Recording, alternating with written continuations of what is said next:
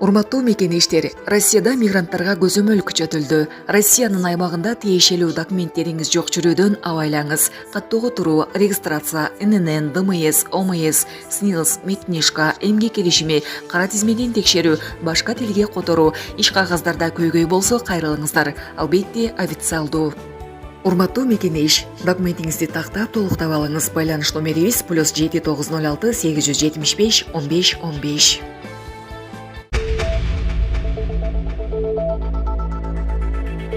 УКМК Садыр Жапаровдун жээнимин деп алдап жүргөн жаранды кырмады. Президент Садыр Жапаровдун кеңешчиси жана анын жакын тууганы катары өзүн тааныштырып жүргөн жалганчы жаран кармалды. Бул тууралуу УКМК кабарлады. УКМК тарабынан жүргүзүлүп жаткан иш-чаралардын алкагында өлкө жетекчилигинин жана башка адамдардын атын жамынып, өзгөчө ири өлчөмдөгү кезектеги акча каражатын пара катары талап кылуу фактысы аныкталып, бөгөт коюлган. Жаран өзүн президенттин кеңешчиси, анын жээни катары тааныштырып, баасы 50 миллион сомго жакын көмүр кенин чет элдик компаниянын менчигине өткөрүп берүүнү талап кылганы аныкталган. Болбосо укук коргоондарындагы байланыштарынан пайдаланып, көмүр кенинин ээсин кармоону уюштурууну көздөгөн. Ошол эле учурда ал ар кандай маселелерди чечүү үчүн өлкө жетекчилиги менен жеке тааныштыгын, үй бүлөлүк байланыштарын жамынып жүргөн деп билдиришти УКМКдан. Бул боюнча УКМКга жаран арызы менен кайрылып, жарандар өлкө башчы Садыр Жапаровдун атын жамынып, көмүр кенине ээлик кылууну көздөп жаткандыгын билдирген. Бул факты боюнча кылмыш иши козголуп, иликтөөнүн жүрүшүндө алардын президент жана анын жакын менен эч кандай мамилеси болгон эместиги такталган. Топтолгон материалдардын негизинде жарандар кармалып, УКМКнын тергөө абагына камалды. Учурда мыйзамсыз иш-аракеттердин бардык катышуучуларын, ошондой эле кармалган адамдар тарабынан жасалган кылмыштын башка фактыларын аныктоого багытталган тергөө иш-чаралары уланууда. АКШ менен Орусиянын Эр-Рияddагы сүйлөшүүлөрү башталды. Эр-Риядда Орусия менен АКШнын делегацияларынын сүйлөшүүлөрү башталды. Бул туурасында чет элдик басылмалар жазышты. Тасмадан АКШнын мамлекеттик катчысы Марко Рубио жана Орусиянын тышкы иштер министри Сергей Лавровду көрүүгө болот. Алардын сүйлөшүүсү жабык эшиктер артында өтөт. Айта кетсек, буга чейин жолугушуу биринчи кезекте орус-америкалык мамилелерди калыбына келтирүүгө арнала тургандыгы айтылган. Мындан тышкары Украинадагы кырдаалды жөнгө салуу маселеси да козголгону турат. Беле кетсек, буга чейин Украинанын делегациясы сүйлөшүүлөргө катышпай тургандыгын Украин лидери Владимир Зеленский айткан. Камактагы Темирлан Султанбеков 100 күндөн кийин ачкачылык жарыялоосун токтотту. Социал-демократтар партиясынын төрагасы Темирлан Султанбеков ачкачылык жарыялоосун токтотту. Бул тууралуу маалымат анын Фейсбуктагы баракчасында жарыяланды.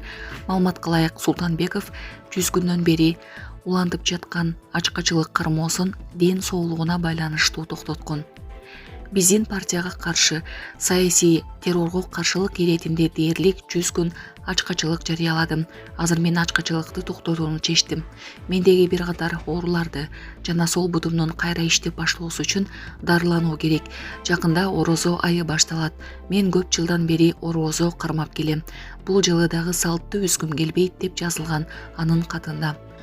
Эске салсак, Социал-демократтар партиясынын лидери Темирлан Султанбеков, партиянын мүчөлөрү Ирина Карамушкина жана Роза Турксевер 2024 жылдын 13 ноябрында добур сатып алууга шектелип кармалып, убактылуу кармоочу жайга киргизилген. Султанбеков кармалган күнөн тартып ачкачылык жарыялаган. Жакындары ал чектелген өлчөмдө суу жана шире гана ичип жатканын, анын абалы начарлап баратканын айтып, үй камагына бошотууну суранышкан. Орусияда кыргызстандык кыз полицияга 100 000 рубль сунуштаган үчүн кармалды. Орусиянын Курск облусунун соту кыргызстандык жаранды 2 айга камакка алды. Бул туурасында орус басылмалар жазышты. Маалымдалгандай, облус сотунун басма сөз кызматы 17 февралда аталган чечим боюнча билдирип, ал полиция кызматкерине 100 000 рубль пара сунуштаганын айткан. Тергөөнүн маалыматы боюнча Кыргызстандын жараны Орусияда мыйзамсыз жүргөндүгү аныкталган. Ал полиция кызматкерине медициналык мекемеде алкоголдук ичимдикке экспертиза тапшырып жатып акча сунуштаган. Укук коргоо кызматкери акчаны алуудан баш тарткан. Аялга карата пара берүүгө аракет кылуу боюнча кылмыш иши козголуп, 2 айга камакка алынган. Мындан тышкары аны депортациялоо иши да каралып жаткандыгы маалыматта кошумчаланган.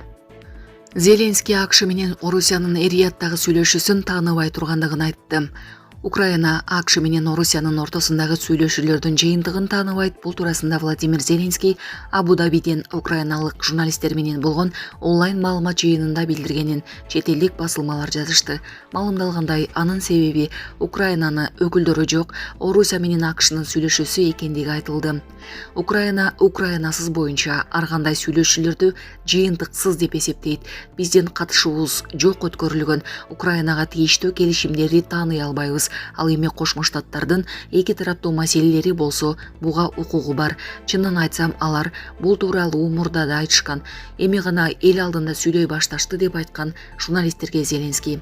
Мындан тышкары Зеленский Украина делегациясынын Сауд Аравиясына болгон расмий иш сапары АКШ менен Орусиянын жолугушуусуна тиешеси жок экенин кошумчалады. Бул иш сапар Америка Кошмо Штаттарынын жана Орусиянын өкүлдөрүнүн деңгээлинде болуп жаткан окуялар менен эч кандай байланышы жок. Албетте мен Сауд Аравиясында болгонумда Ханзада Мухаммед бин Салмандан бул тууралуу эмне биле турганын сурайм деп кошумчалады Зеленский.